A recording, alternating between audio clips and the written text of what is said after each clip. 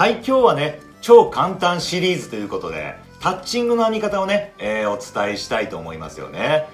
なんとか年内にね、間に合いましたけどもね、今年ね、1年振り返ってみて、なかなかこうね、動画を撮る時間って、時間はあったんですけれども、なかなかお届けできる機会がなくて、そこにね、時間を割くことが、なかなかできなかったもんですから、ほんとね、枕目の動画っていうのをもう数えるほどしか今年は上げれなかったんで、なんとかね、年内にもう1本だけね、上げたいなと思ってたんで、良かったなという感じなんですけども、来年はね、もうちょっと頻度を上げてね、最低でも月にね、1本とか2本はお届けできるような形にしていきたいと思いますから、皆さんも何かね、いつも通りお伝えしている通りにね、要望とかあればどんどん送ってもらったら、できるだけね、まだまだリクエストいただいてて、お答えできてない題材とかね、作品もいっぱいあったんですけどもね、振り返るとね、来年はなんとかね、その辺も解消して、もうちょっとね、頻度を上げてお届けできるようにしたいと思いますから、今年1年のね、ありがとうございましたという感謝と、来年も引き続きね、よろしくお願いしますということですよね。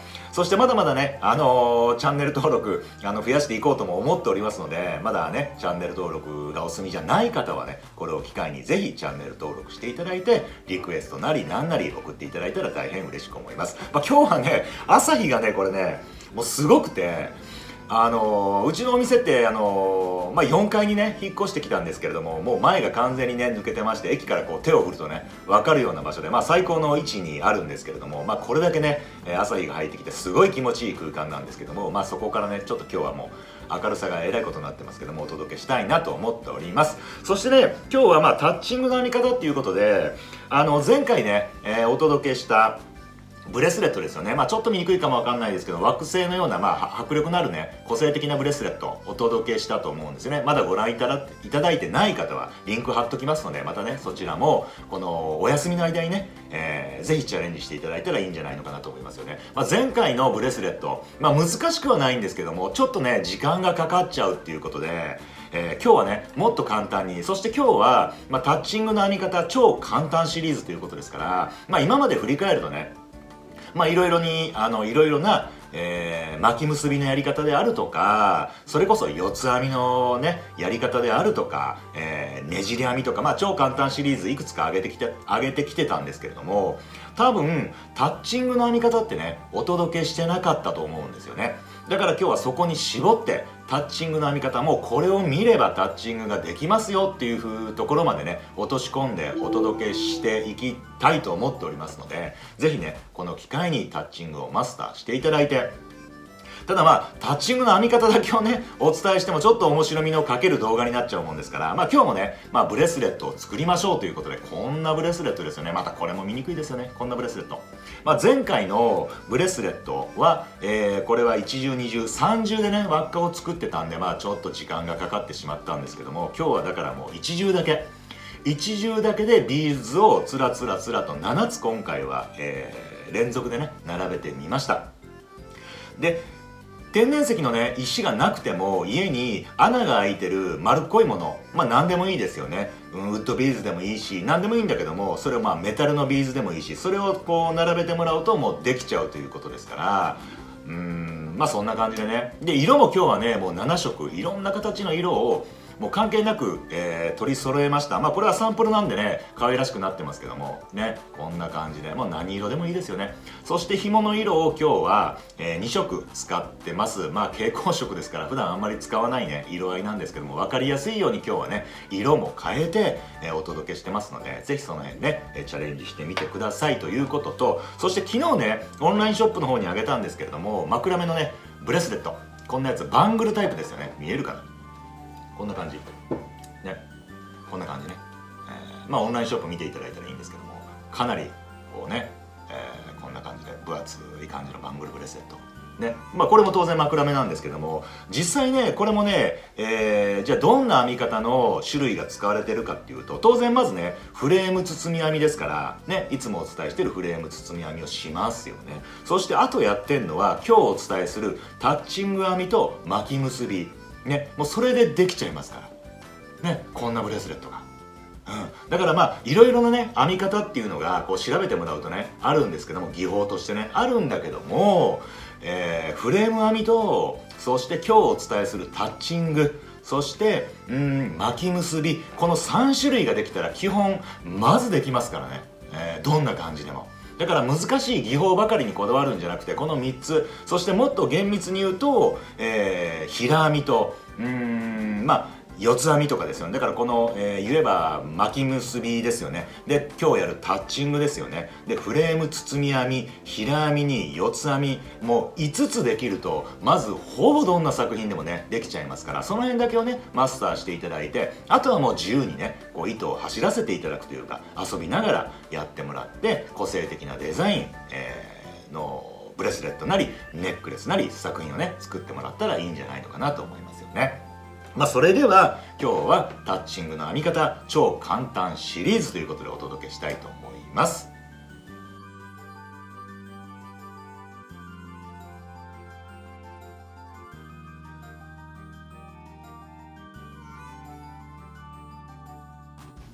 はい、今日は超簡単シリーズタッチングの編み方ということでね、お届けしてみたいと思います。今までにも平編みのやり方とか、あと巻き結びとか、ね、四つ編みのやり方とかね、こういうね、もので、超簡単シリーズお届けしてきたんですけども、タッチングの編み方っていうのをね、よく考えるとお届けしてなかったということで、今日はタッチングのね、編み方をお届けしたいなと思うんですが、編み方だけをね、お届けしてもね、ちょっとそれもどうかなと思ったんで、ブレスレットにしてみました。こんな感じでね。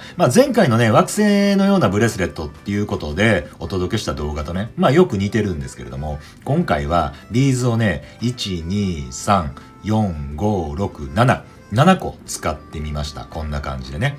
で、これはね、大きさももうバラバラです。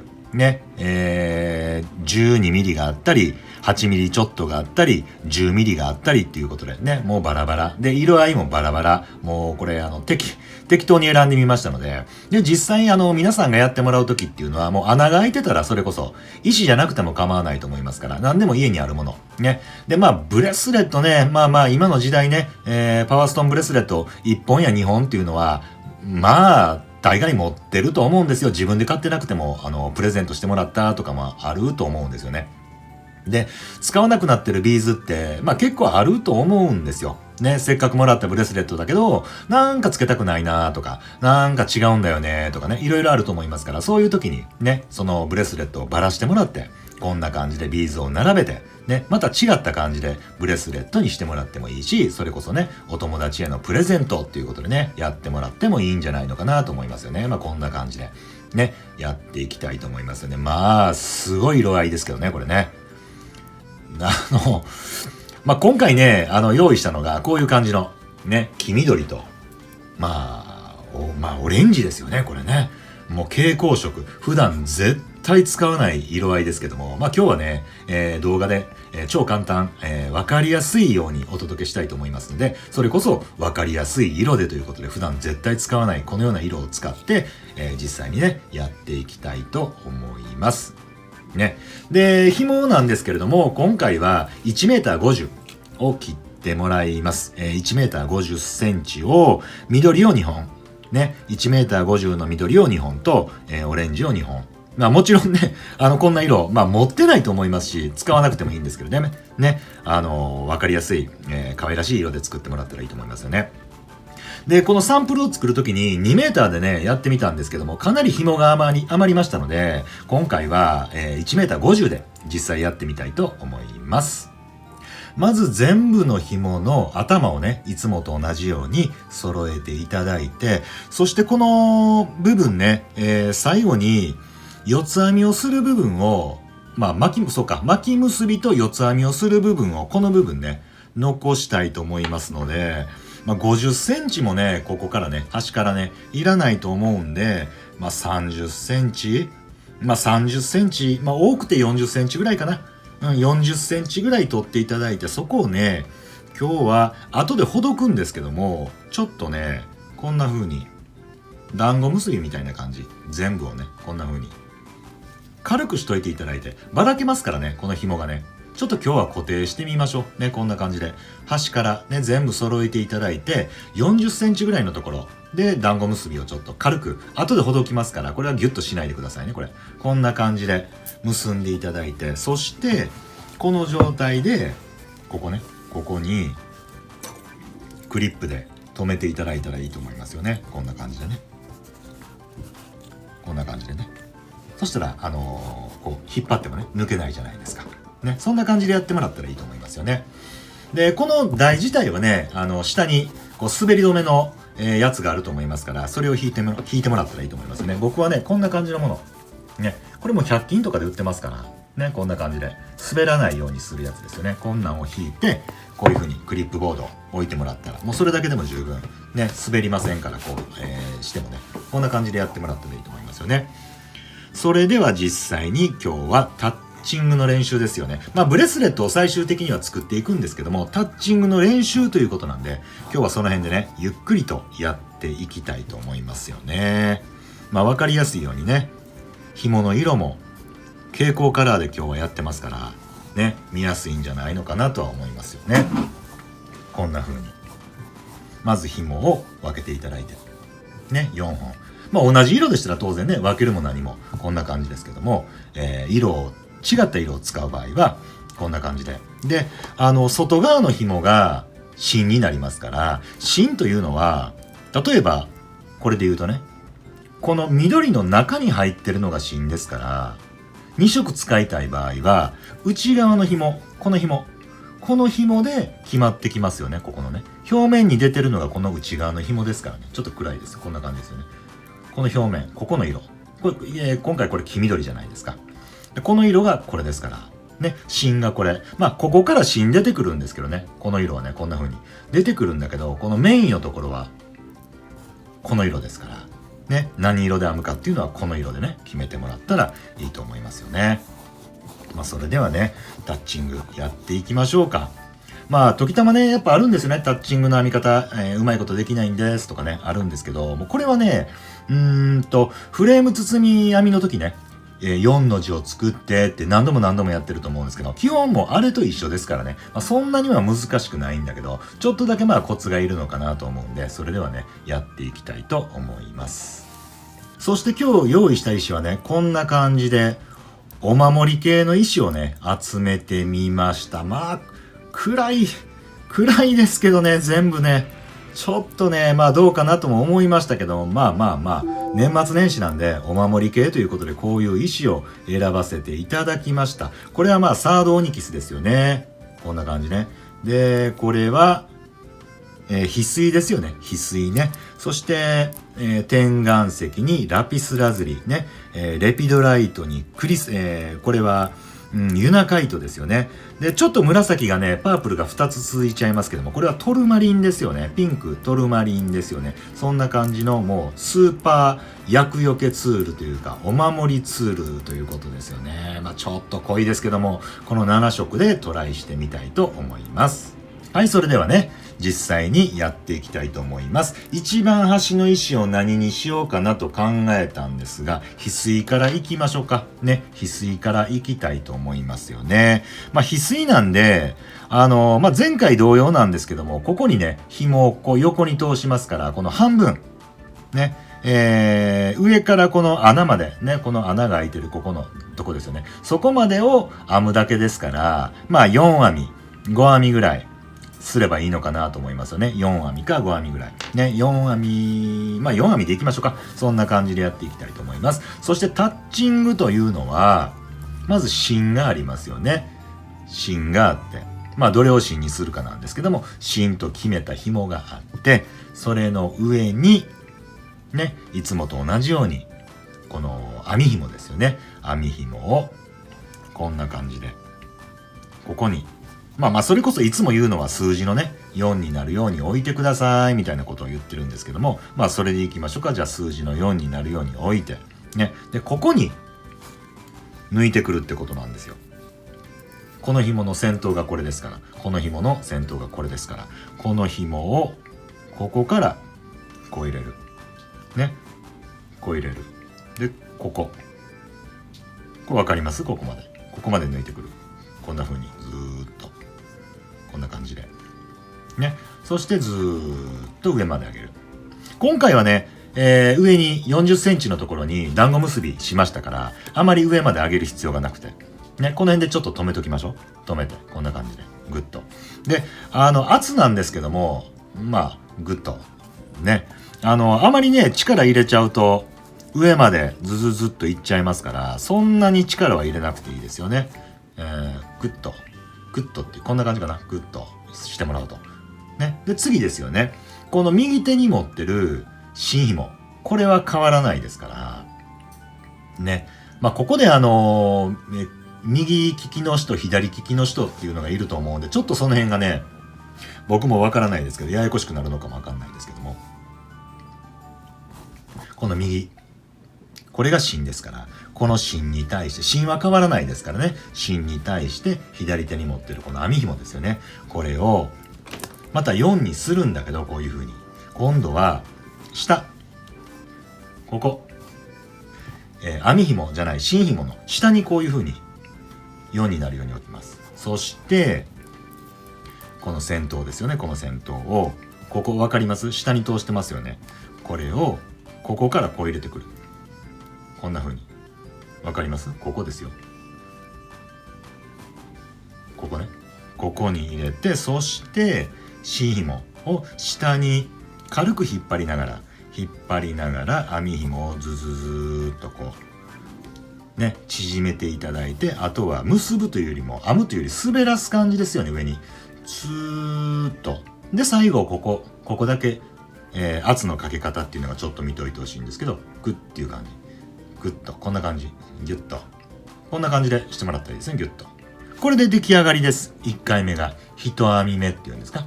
出来上がりと。そして、今度は左側ですよね。左側。ね、こっちもやりましょうか。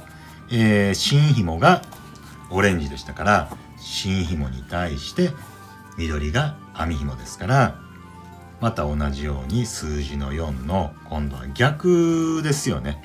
逆数字の4っていう感じですか。こんな感じ。ね、こんな感じですよね。この芯紐の上に乗してあげるってことですよね。こうね。そして先端がこれですから、これのここからここですよね。ここに抜いてくる。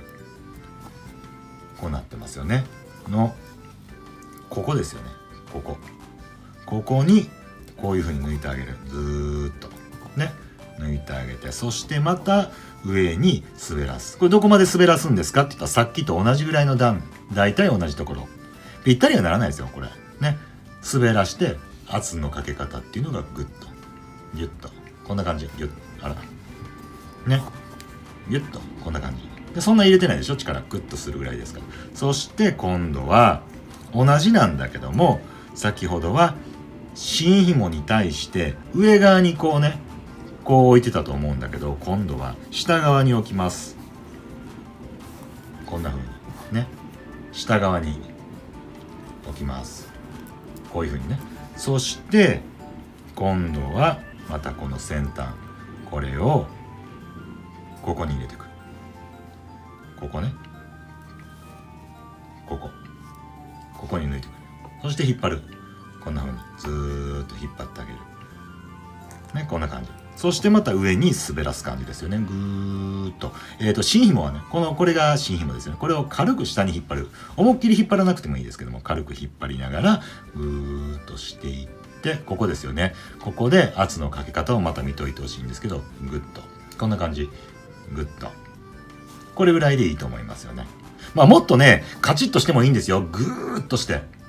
すごい力を入れてもいいんだけど、そこまで別に入れなくてもいいかもわかんないですよね。まあ作品によりますけどね。ここでグッと。ね、こんな感じで。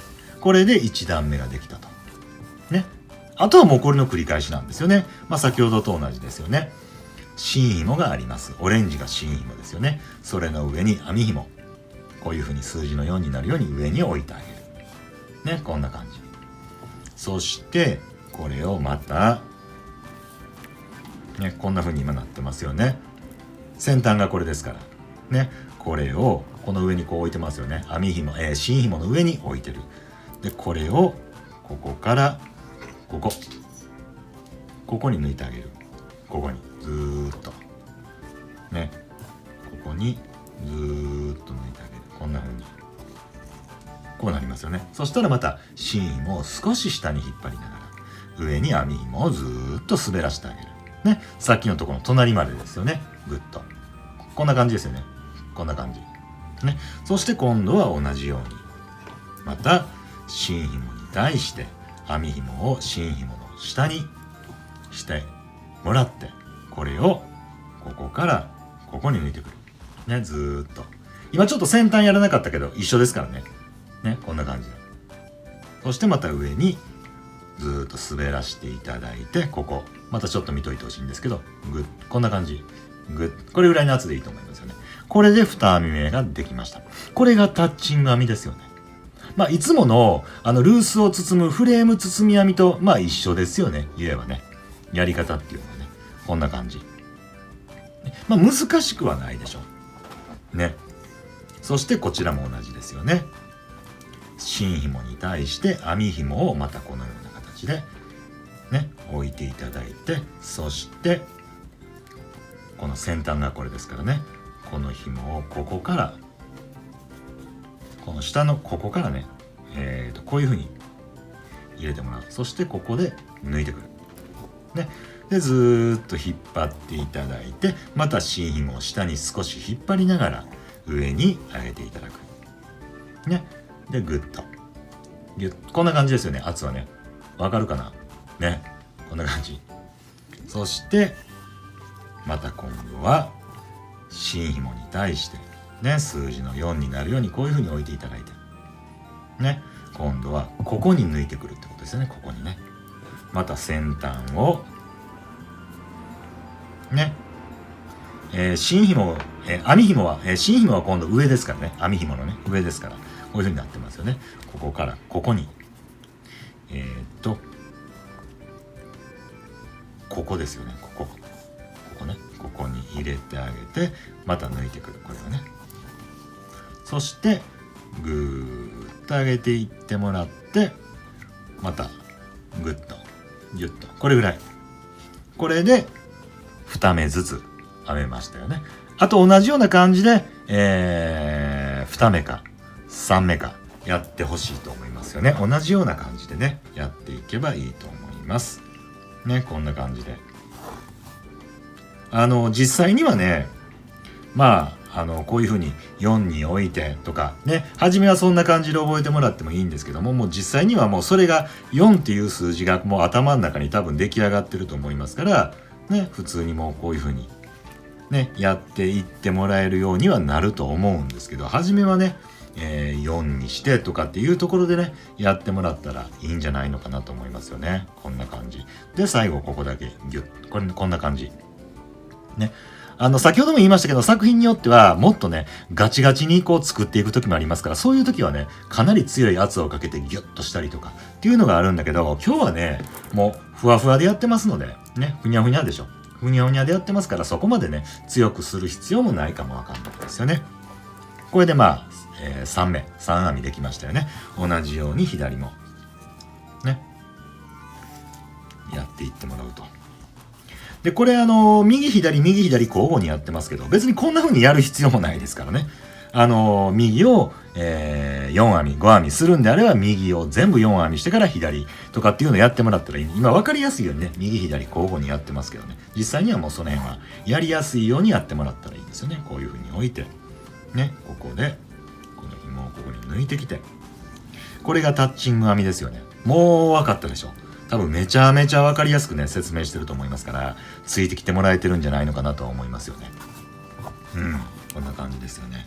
タッチング編みで、タッチング編みっていうのはこれからね、いろいろなね編み方に挑戦されていきたい方にとってはもう絶対通らなくてはいけないというか、覚えなくちゃいけない編み方になりますから、このタッチング編みはぜひねマスターしていただけたらいいと思いますよね。もう実際の話、このタッチング編みと、いつもやる巻き結びね、そして平編み、ねじり編み、ぐらいできたら、はっきり言ってうちが今まで作ってきたような作品ね、まずできますのでね、もうややこしい難しい編み方っていうのは基本一切必要ないですよね。これぐらいができたら OK ですよね。これで4編みいきましたよね。もう一回いきましょうか。こういう風に置いてね、こんな風にね、で4にしてここに抜いてくるってことですよね。こんな感じね。で最後ですよね、左こんな風に置いていただいてね、ここに抜いてくるね。そしてまたこんな感じでね、芯紐は上っていうことですよね。でここから抜いてくるね。そして滑らして最後ギュッ、こんな感じですよね、圧はね。これで5編み5編み、なんか変な言い方でしたね今ね、5編み、できましたよね、こんな感じで。そしてもうこれがタッチングの編み方ですから、もう今日はここで終わってもいいんですけれども、であまりにもね、寂しいですからね、今日はブレスレットを作るんで、ブレスレットのね、作り方の方に行きたいと思うんですけれども、この間と同じですよね。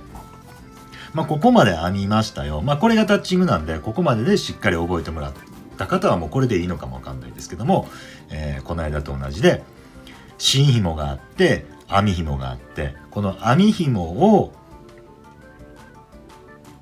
ビーズの中に入れます。こんな風にね。そして糸を引っ張っていただいてね、ここまで持ってきてもらう。そしたら今度はこっちの編み紐ですよね。芯紐入れないですよ。今回芯紐はオレンジですから、芯紐じゃなくて編み紐のオレンジね、このオレンジの紐、これを今こうなってますからね、こんな感じですから、これをこうなってますよね今ね。こんな感じだから、これをこっちの穴からこう入れるってことですよね。ここに入れるってことですよね。だからね。でね、ここの穴がね、やっぱり小さすぎるとなかなか難しいですから、大きい穴のやつを選んでもらった方がいいとは思いますよね、ここはね。もうこれはね、コツなんですけどね。スッと入るときはこういう風にスッと入るんですけども、なかなか入らないときもありますから、できることならば、大きめのね、穴が開いてるビーズを選んでもらった方がいいですよね。そしてこれ、ぐーっと引っ張っていってもらおう。こんな感じでギュッと。ね。くっつきましたよね。でここで今日はね、実際にはどうなるかというと、これがこうなるってことですからね、こうなるってことですから、ここでこの芯紐はまた変わらないですから、芯紐ありますよね。芯紐に対して今度は編み紐がクロスしましたから、左右入れ替わってますけども、こっちにあるこの紐で先ほど5編みした編み方と同じ編み方をここでしてってもらうということですよね。芯紐に対してね、このようにかけて、でここなんですけども、あまりねギュッとほんとこう緩くしてるぐらいでしょ。ちょっと緩くしてるっていう感じですよね。あまり強くギュッとしないですから、していただいてね、下からここに編み紐は変わらない、芯紐と編み紐は変わらないですからね。こんな感じでね、結んであげるっていうことですよね。そして次は同じように、同じですからね、ここやることはね。そして2回目ですよね。ここに入れてあげて、ここはちょっとギュッとちょっとだけ圧かけてもらったらいいと思います。ギュッとね、こんな感じになっていくってことですよね。こういう風にね、こんな感じで、あと3回ですよね。同じように上からかけてもらって、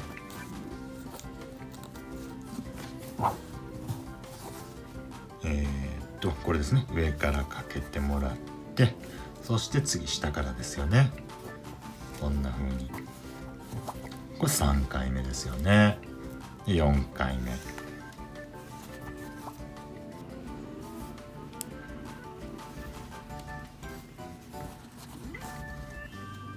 これで4回目ですよね。次が5回目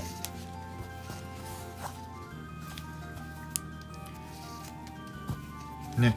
これで右側が終わりましたよね。次左側ですよね。左側はまず一番最初からですからね、ここでまたこういう風にねしてもらって、ここに抜いてくる。これが1回目ですよね。ここはそんなにね強くしないね、揃えるぐらいですね。ここを揃えるぐらいね。次は下からですよね。これが1回目ね。これも強くしないね。で次が2回目ですよね。2回目、次下からね。この時にちょっとだけちょっと圧をかけるね、グッと。次3回目、こ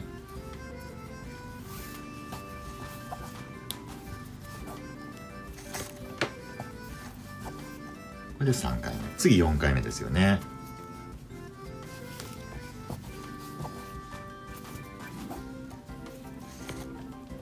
これが4回目ね。次が最後、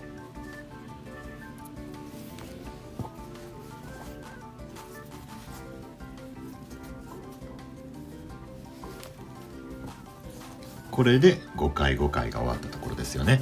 そして次はここでこのね、この編んできたやつをこの沿わすようにこうね、こう沿わすようにこうね持ってきてもらって、ここもね左側もね沿わすようにこう持ってきてもらう。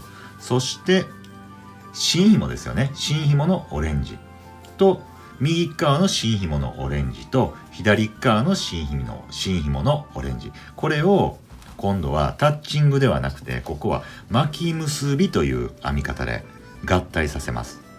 ここをこう合体させるって感じですよね。こういう風にね、ここをね、ここを合体させるってことですね。今開いてますよね、こう編んできてね。これをここでこういう風に合体させるってことですよね。でこの巻き結びのやり方もまたリンクを貼っておきますので、そちらを見ていただいたらいいですよね。まず右側の新紐ね、これまあ右でも左でもどちらでもいいんですけども、今回は右側を芯にするってことですよね。そして左側の紐ね、こうなってますよね。右側を芯、ここ動くからねちょっと見にくいですよね。そうだな、まあこれはしょうがないか、このままいきましょうか。右側を芯ですから、これですよね。これに対して左側のこの紐でこの芯紐に対してこういうふうにここにかけてもらう。こんなふうにね。そして上までまた滑らしていって、ここでちょっとこうね、こういうふうに圧をかけてもらうってことですよね。ぐっとね、こんなふうに。そしてもう一回ね。でここ1回目はどうしてもねこう結んだ時にふにゃっとなります。ここねギュッとした時にここがちょっとねふわっとなっちゃうんですけども、もうそれは無視してもらっていいですよね。ここね結び目ね、こうなんかこうふにゃふにゃっとなっちゃうんですけども、まあそれは無視してもらって、次で2回目で締めるっていう感じで考えてもらったらいいですよね。そして2回目ですよね。また芯は変わらないですから、これね芯は変わらないですよ。先ほどの右側から来てる紐、これが芯ですから、また同じように芯に対して左側の紐、この紐ですよね。これで芯に対して上からここに抜いてくる。こんな風にね、ここに抜いてくるということですね。でこれをまた滑らすようにして、ここでグッとちょっと圧をかける。グッとここはもうねしっかりギュッとしてもらっていいと思いますよね。これでこんな風に合体できましたよね。でここからなんですけれども、もうこのままねまた次ビーズを入れて進んでってもいいんですけども、ここがどうしてもねふにゃふにゃになったままですから、もう先にねこっちも止めてしまいたいと思うんですね。そこでさっきね団子結びをしてもらったこれをちょっとほどいてもらわなくちゃいけないんで、あまりね強く結んでしまうと大変ですから、ここはゆっくりね、ふわっと結んでもらってた方がいいということですよね。ここはねまあこんな風に別に団子結びね作らなくてもいいんですけれども、今日は分かりやすいようにちょっと止めてみたんですけれどもね、ここをほどいていただくということですよね。まあいろんなやり方がありますからね、どのやり方がいいというのではなくて、一番分かりやすいやり方でねやってもらったらいいとは思うんですけども、どうしてもね動いてしまいますから、ちょっと初めに止めといてもらった方がいいかもわかんないですよね。ここはねまあちょっとねめんどくさいですけども、こういう作業が固定してやった方が絶対分かりやすいですから、その辺はねやりやすいように、そしてほどいていただいてね、結んでたところ40センチのところでね止めてもらったと思いますので、ほどいていただいて、そしてひっくり返していただいて、こちら側もねさっき合体させたいと思いますよね。同じですよね。芯紐ね、オレンジの芯紐がありますよね。右側のオレンジの芯紐、ここねまたちょっと緩んでると思いますから、ちょっとこうねもう一回締めていただいてね、タッチングしたとこが緩んでると思いますから、ちょっと締めていただいて、そして右の芯紐、これですよね、これを芯にして、左側のこの紐ですね、この紐を上からこういう風にここにね、ここに抜いてくるってことですよね。そのまま滑らすように、この時にね、巻き結びの過去の動画を見ていただいてもいいんですけども、芯紐あるじゃないですか。これですよね。これを、先ほどタッチングの時はこう下にね引っ張ってましたけども、こういう風に紐が流れてますから、そっちの方向にこうちょっと引っ張るって感じですよね。こんな風にちょっと引っ張ってあげる。引っ張ってあげながら、右の紐、網紐をグッと、両方引っ張るというよりも、なんていうのかな、左側はちょっと圧をかけて進みたい方向に少しこう張っとってもらうっていう感じですかね。張ってもらうっていう感じ。そして右で滑らしてくっつけるって感じですね。右で滑らしてくっつけるっていう感じね。で、先ほども言いましたけども、1回目の時はここがふにゃふにゃっとなってると思います。どうしてもこうふにゃふにゃっとなってるんですよね、ここがね。で、これは無視していただいて、次の2回目ね、2回目で締めるという感じですよね。ここね、こんな感じでちょっとこう圧をかけて引っ張り、ちょっとこう張っとくっていう感じですよね。張りながら右の紐で滑らしながら合体さす。そしてここは少し強めにギュッとしてもらったらいいと思います。どういう風になったかというと、またひっくり返しますね。こんな感じね、こんな感じになってたら OK ですよね。ここね、もうちょっとねこうタッチング自体を強くギュッギュッギュッとしていくと、もう少しカッチリになるんですけども、今回はふわふわっとしてますから、このような感じでここもふわふわっとなってますよね。こんな風になってたらいいですよね。こんな感じね。そしてここからも同じような感じですよね。先ほどと同じようにタッチング編みでということですよね。次はね、この石ね、この石を入れてみたいと思いますよね。レピドライトですよね。この石を次は入れてみたいと思います。また同じですよね。芯紐が今回はオレンジですから、これに対して緑の網紐でタッチング編みですよね。先ほどはね、5編みやったんですけれども、また同じようにね、今回も5段やってみたいと思いますよね。上から下からですよね。ね、これで1回目。今日はね、もう全部やるとまた長くね動画がなってしまいますから、この間はねすごい長かったんですけども、今日はねそこまで、長くするつもりはありませんので、この石が終わったらね、次は最後のところね行ってみたいと思いますよね。これがね、3編み目ですよね。次4回目ね、次がこれが4回目ですよね。4回目、そして5回目。もう簡単でしょね。これもう十分ね分かっていただいたと思いますよね。上から下からですよね。芯紐に対して上から、そして下からっていうことですよね。これで右側ができましたよと。次左側ですよね。同じように芯紐、オレンジは変わりませんから、芯紐に対して次は網紐の緑ですよね。でこの時にね、ちょっとねもしかするとここややこしく感じてしまうかもわからないですけれども、この芯紐こう出てきてますよね。こっちからね、こういう風に芯紐、このオレンジが出てきてると思うんですよね。でその横に多分網紐の緑がこんな風に並んでると思うんですよね。ここちょっと見にくいかもわかんないですけども、網紐が外側、芯紐が多分内側になってると思うんですよ。でこの時に網紐をこのね芯紐の上にこう持ってきて、ここでこういう風にやっていくんではなくて、芯紐に対して下から、これ左になってますよね。網紐左ですけど、この下からこういう風に持ってくるってことですよね。クロスしてるような感じですよね。こうなってますよね。これを下からこういう風に持ってきてもらって、ここで編んでいくっていうことですね。もう一回やりましょうか。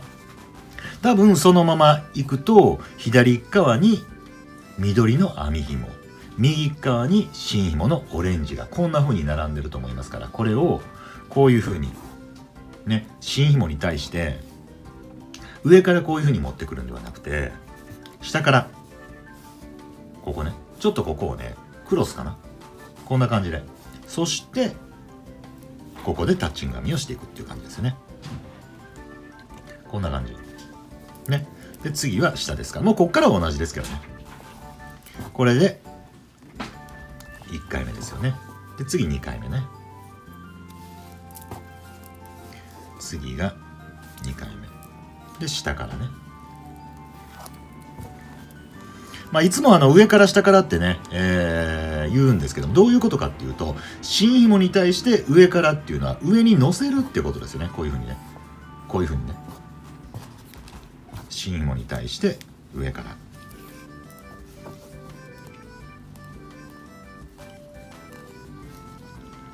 そして下からですよね。こんなふうにね、ここから抜いてくる。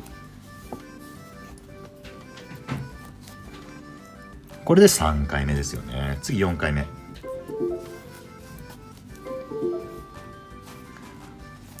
次下からね、こういうふうに。で次はまた上からですよね。新紐に対して上からかけるってことですね。こういうふうにね、ここから抜いてきますよってことですよね。次は下からね。これで5段5段いきましたから、同じように少しここをね、寝てたと思いますから、これを立てていただいて、編み紐ですよね。この編み紐をビーズに通してあげるね。次こちらですよね。左側の編み紐ですよ。新紐じゃなくて編み紐を通してあげるね。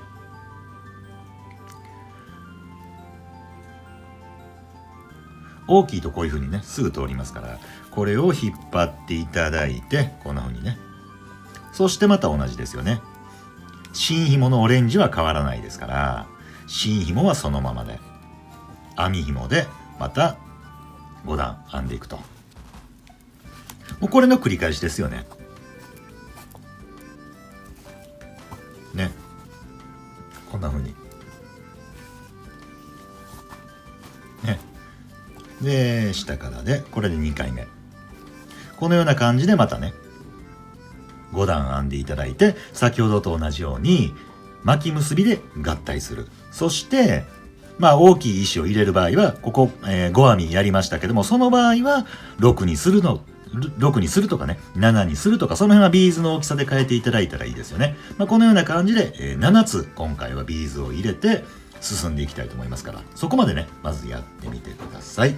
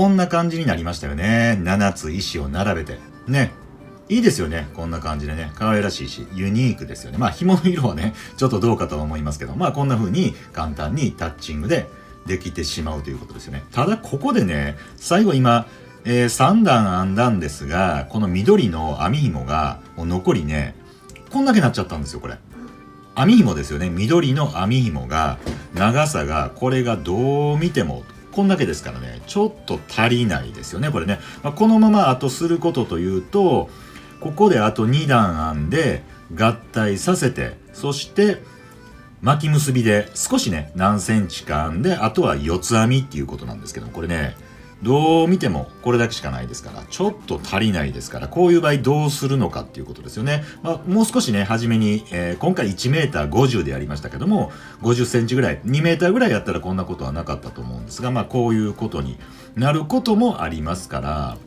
やはりね紐は少し長めにね取ってもらってる方がいいんですよね。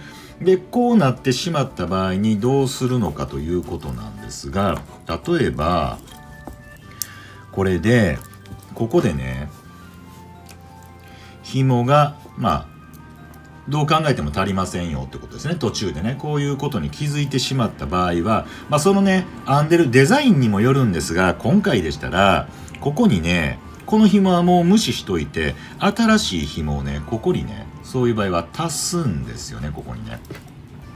でまあ何センチにしようかなと思ったんですけれども、今回ちょっと長めに、また足りないと嫌ですから50センチぐらい50センチぐらいの紐をね用意してみましょうね。こんな感じで50センチぐらいの紐をね別でもう1本用意していただいて、そしてねここに足していくんですけれども、この今やってきたタッチングのこの状態ですよね。この出来上がりの状態と同じにならないとね足したのが分かってしまいますから。じゃあこの場合どうするかというと、この紐の山側のこっちの部分ですよね。切った方のこっちではなくて2つ折りにしていただいた山側のこちらを下からね紐を入れていただくね。この編み紐、新紐ですね。これ新紐に対して、今から結びつけたい新紐に対して紐を下から通していただいて、こんな風にね通していただいて、ここの輪っかですよね。通した方の輪っかに紐を入れていただいて、このまま左に引っ張っていただきますね。するとこうなりますから、ここで見ていただくと編み目がね一緒になりますよね。こんな風にね。これで4段できたことになりますよね。これでね、わかります？ここね、これで4段できたことになりますよね。これで紐が50センチの紐がね足せましたから、さっきの紐はもうこれだけしかありませんでしたから、こういう風な場合にはデザインによるんですけども、こういう風に足せることもありますから、諦めてねそこで終わってしまうとかね、ほどいてもう一回やり直すとかいうことをしなくても、こういう風にね、裏技ですけどもこんな風にもできるということですよね。ただここでするとね3本出てしまってますから、紐、これをどうするのかということなんですけども、後で2本は切るとして、この2本はもう無視してもらうとね。2本は無視していただいて、一番外の紐ですよね。今足しましたよね、この紐ね、2本ね。その外側の紐、内側の紐でやるとおかしなことになりますから、外側の紐でまた同じようにタッチングをここでしていただくと。あと1段でしたよね。これで5段できましたから、それで同じようにこうねなりましたよね。この紐が生きてる紐ですからね、この長い紐がね。でこちらの紐は後で切るというふうに考えてもらったらいいですよね。だからこちらも同じように、もう紐がねこんだけしかありませんから、ここにまた50センチの紐ね新たに用意していただいて、それを2つ折りにねしていただく。そして新紐ですよね。新紐の下側から紐を入れていただいて、ここの輪っかの中にこの紐を抜いてくるってことですよね。そしてこっちね右側に引っ張っていってもらうと、また先ほどと同じように4段目がこれで出来上がったということですから、そしたらこの左の紐ですよね。左じゃない、一番外側の紐ですよね。外側の紐で同じようにタッチング編みをしていただく。ね、これで5段できたっていうことになりますから、あとは同じようにひっくり返していただいて合体ですよね。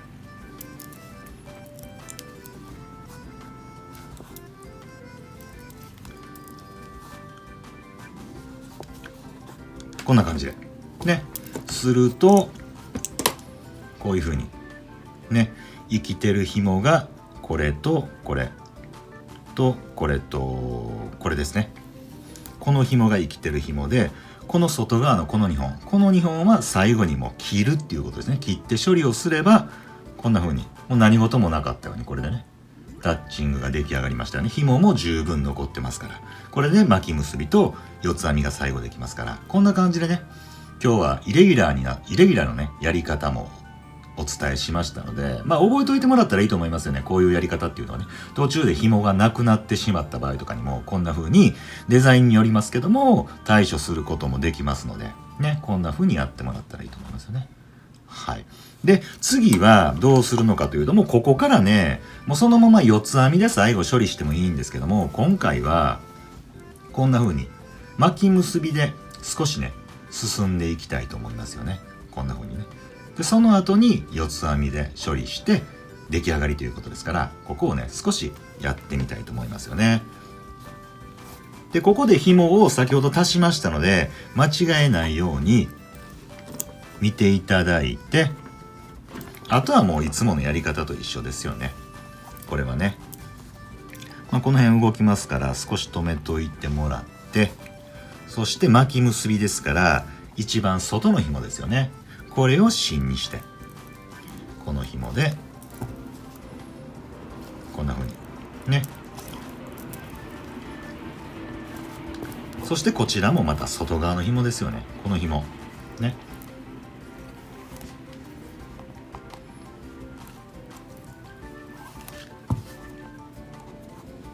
こんな感じ。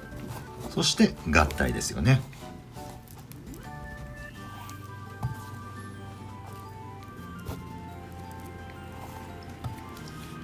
こんな感じですよね。でまた同じように外側の紐で巻いていく。これは巻き結びですよね。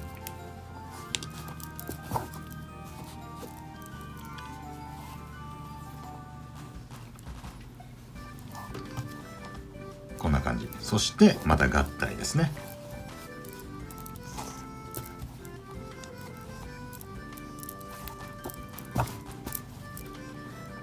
でこのままいつもと同じように、だいたいブレスの場合は真ん中から12センチぐらいね、合計で24センチぐらい編めば十分だと思いますから、まず12センチですから、真ん中から12センチのところまでね、編んでいくっていうことですよね。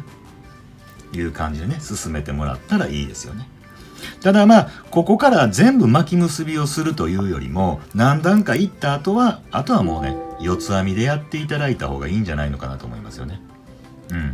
ここはねこんな感じでねしてもらったらいいと思いますよね。でブレスレットの場合は大体ですけども16センチぐらいあればもう女性でも十分だと思いますからね、その半分の8センチ、真ん中から8センチぐらいをこのまま巻き結びで進めていただくと。ね、でアジャスターの部分が1センチありますから、それを引くと、15センチになるんで、真ん中から 7.5 センチですよね。真ん中から 7.5 センチのところになるまで巻き結びを進めてもらうという感じでやってもらったらいいですよね。いつもと同じですから、この辺はねちょっとねはしょりたいと思いますけども、このまま巻き結びで進めていただいたらいいですよね。こっちですよね。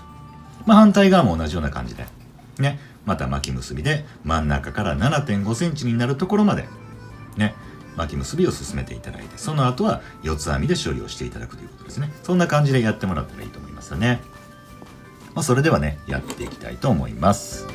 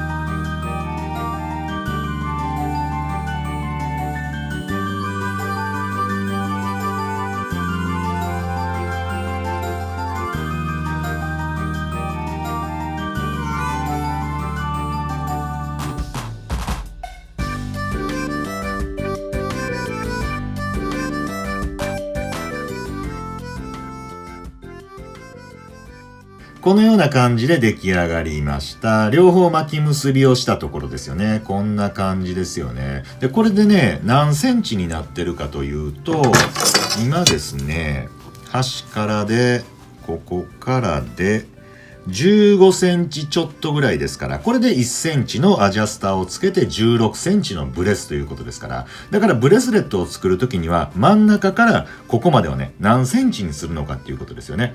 まあ大体途中でもお話ししましたけども、16センチぐらいあれば、ブレスレットっていうのは大体女性でも大丈夫だと。まあちょっと大きいぐらいですけどね。だからアジャスターが1センチとすると15センチ。全体で15センチ。だから真ん中から 7.5 センチぐらいは編めば OK ということですよね。こんな感じでね。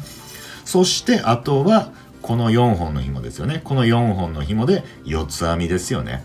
こちらも四つ編みをすると。で、四つ編みをするときにじゃあ何センチにするのかというと、真ん中からだいたい12センチ。ね。ここから12センチぐらい。だから、これぐらいね。ここでいくと4センチぐらい。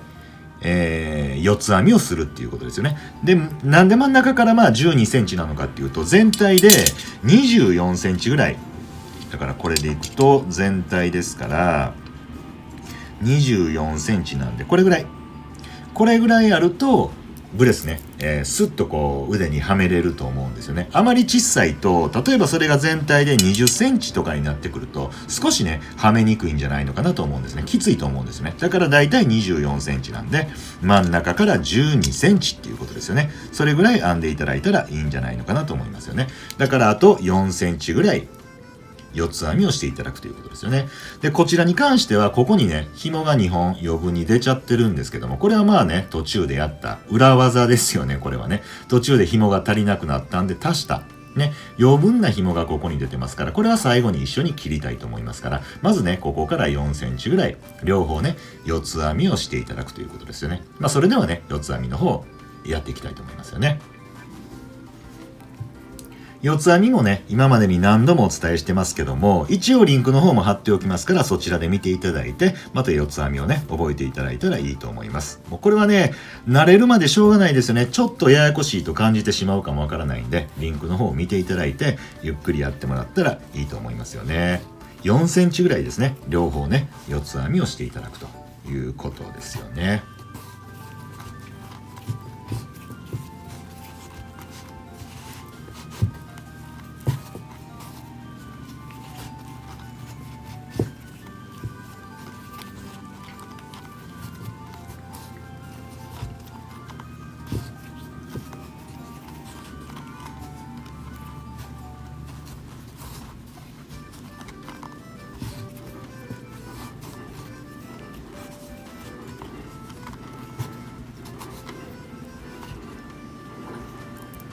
このような形で四つ編みをしてみました。こんな感じですよね。こちら側もこんな感じですよね。で、これで今何センチになってるかというと、これが全体で、ここからですから、ここで、まあ、24センチですよね。ここからですから24センチ。お伝えした通り、真ん中からだいたい12センチ。ね。12センチ。まあ、ラピスラズリが真ん中ぐらいですから、そこから12センチ。そしてこちらも12センチ。まあ、このようにできてたら OK ですよね。まあ、ここからはもう、あとはね、もう最後、まあ、どう処理をするかなんですけども、今回はこの四つ編みをしてるこの4本。ね。根っこの部分で全部を団子結び。ね、またこのような形で団子結びをしていただいて、これを根元部分で留めていただく。ね。で、今回ね、まあ途中でね、紐がなくなってしまったんですけども、実際に編んでるとね、やっぱりそういうことって起きてきますから、まあやっぱりね、紐は少し長めに、もったいないと感じてしまうかもわからないですけども、長めにね、取ってもらってる方がいいとは思いますよね。まあ今日みたいなね、イレギュラーなやり方もあるんですけどもね。まあこんな感じで団子結びしていただいて、で、こちらも同じようにね、全部の紐を根元部分で、ね、四つ編みの根元部分で団子結びをしていただく。ね。で、今日はね、そんなに難しくないと思うんですよね。基本は今日の動画っていうのはタッチングを覚えましょうということですから、ブレスレットをね、作らなくてもよかったんですけども、今日みたいな感じで、7回ね、今日はタッチング、ビーズを包みましたので、結構練習にはなったと思うんですよね。あとはこれを繰り返していただけると、もう完全にね、マスターできると思いますよね。そして団子結びが終わって、この4本の紐、全部を、今日は、ウッドビーズのね、こういう平らなやつですよね。これを通してみたいと思いますよね。ここに通していただいて、こんな感じですよね。通していただいて、またこれがね、落ちないように、ここで、全部の紐をまとめて、団子結びですよね。ここでね。先ほど作った団子が、ここでね、ストッパーになってますから、こんな感じで、またここも団子結びをしていただいて、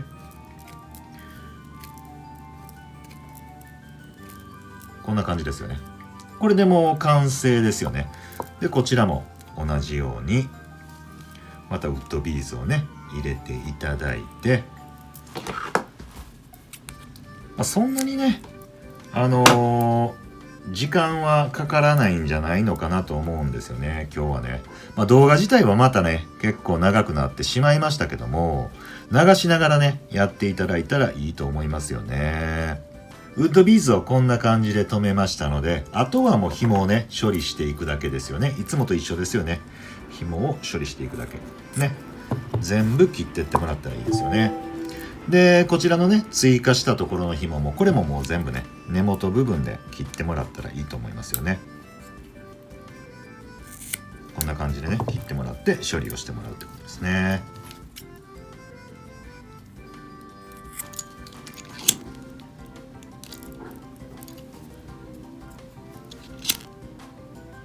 あとはここをね、残ってる紐でアジャスターを1センチぐらい作れば完成ということですよね。紐がね、結構残ってると思いますから、どの組み合わせでもいいですよね、別にね。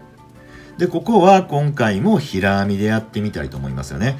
で、紐は3本を使ってます。別に2本でもいいんですけども、1本はね、ちょっとね、細いかなと思うんで、2本ないし3本ぐらいでやってもらったらいいとは思いますよね。4本はちょっと太いかなと思うんで、3本でやってみたいと思います。ここはもう平編みですよね。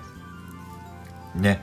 これもね、今までの動画見ていただいたら、何回もやってるところなんで、お分かりいただけるかと思いますよね。1センチぐらい平編みをしてみたいと思います。もうこんな感じですよね。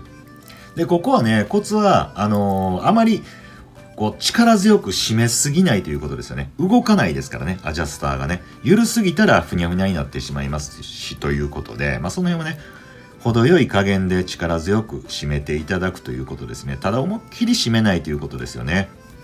だんだんやっぱり緩んできますから、少し強めの方がいいんだけれども、強すぎるとね、動かないということになってしまいますから、ね。こんな感じでもう一回だけやってみたいと思います。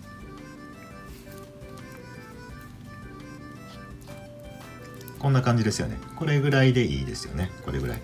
そしてここを、あとは、切っていただいて、